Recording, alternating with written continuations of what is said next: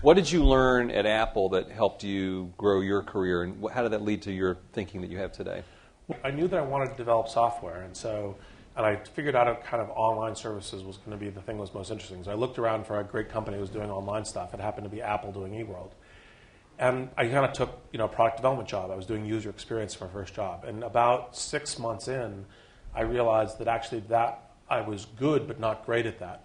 But I could be great at product management, because part of the whole thing is, what can you be great at? Where do you have an edge where you are a unique talent in the job that you're doing? And so I was like, and I went and looked through all the classified listings for product manager jobs, and they all said, 5 to 7 years of experience, product management job, essential. I was like, well, how do you solve this? Right. And so what I did is I actually scheduled some time with James Isaacs, who was the director of the product management group at Apple, and I sat down with him. I said, look, let me write some product plans that I think would be useful products for eWorld, and I'll just write them for you. And then if you like them, I'll give them to you first. And if you like them, we can have a group meeting on them, and we can see if any of this stuff makes sense to begin to get in the process. And it was a way of taking a risk, because I could have branded myself as an idiot with them, because if I produced something that was not good, he'd be like, okay, great, thanks for wasting my time. It was also a way of, I had my own work to do. This was not the work I was being paid for.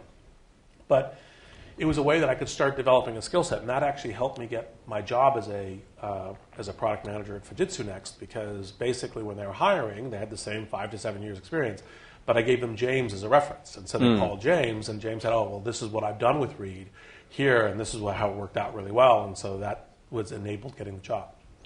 I want to shift gears, Reid, and ask you about sort of the 800-pound gorilla question of our time in the tech world, which is the Facebook IPO.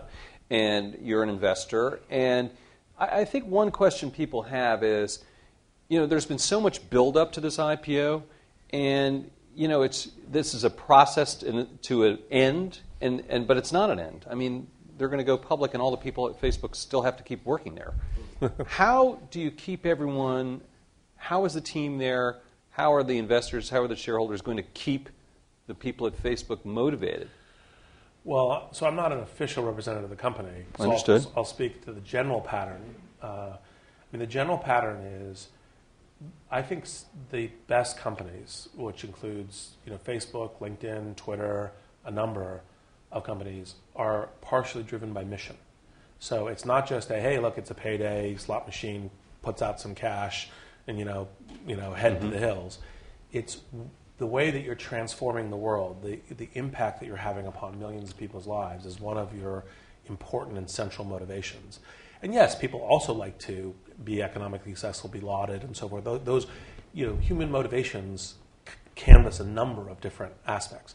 But the mission is an important part of it. And so I think that part of what you see happening in these companies is they go, okay, we go out, but the mission still stays important. And part of what people sign on for, and part of the reason they work so hard, is because they believe in their work.